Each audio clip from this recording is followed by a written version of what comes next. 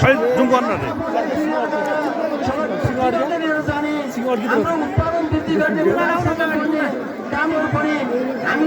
टुमा लगाएर टुमा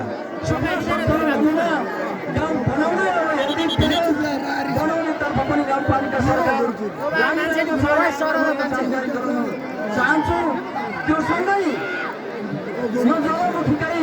ठुलो गर्ने बुढी गण्डकी राष्ट्रिय गौरवको योजना पनि अगाडि बढ्ने क्रम भइरहेको छ।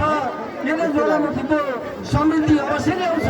त्यसकारण यी धेरै महत्त्वपूर्ण कामहरू भएको छ। छैन। त्यसकारण यो काममा यहाँहरू सबै ज्वालामुखीवासीको हातेमालो हुनेछ, सबैको ऐक्यबद्धता हुनेछ र हामीले समृद्ध ज्वालामुखी बनाएर हामी त्यो समृद्धि चुन्न सफल बन्नेछौँ। त्यसकारण आज म यो विशेष अवसरमा सबै आदरणीय ज्वालामुखीवासी महानुभावहरूलाई र सँगै खड्गदेवी महोत्सवको विशेष अवसरमा यो तर्फ हामी सबै उन्मुख भएर मन प्रचण्ड कर्मले लागौँ र समृद्ध ज्वालामुखी बनाऊ। यही कुराहरू राख्दै यो अवसरको लागि वडा नम्बर 3 लाई युवा क्लबलाई खड्गदेवी समितिलाई धेरै धेरै आभार व्यक्त गर्दै धन्यवाद भन्दै यसको निरन्तरताको लागि हामी फेरि पनि जिम्मेवार छौँ भन्दै यो भनाइलाई यही अन्त गर्दै बिदा हुन्छु। धन्यवाद, नमस्कार। अन्तिम चाहिँ हेर्नु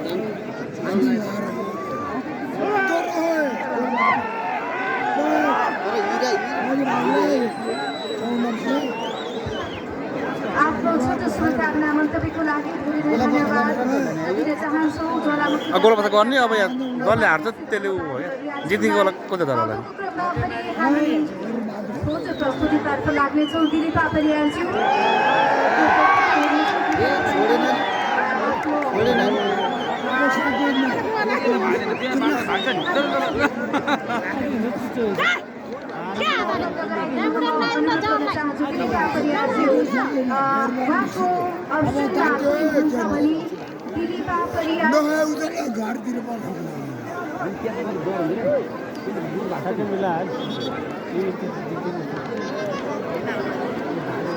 मनिषा श्रेष्ठ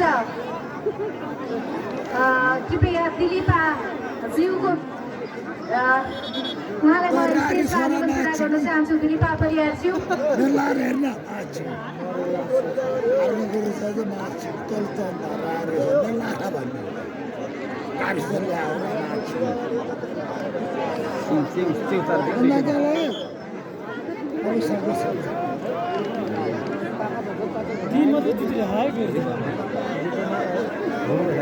दिलीपा परियारको निम्ति कृपया जोरदार तालीले हार्दिक स्वागत गरौँ।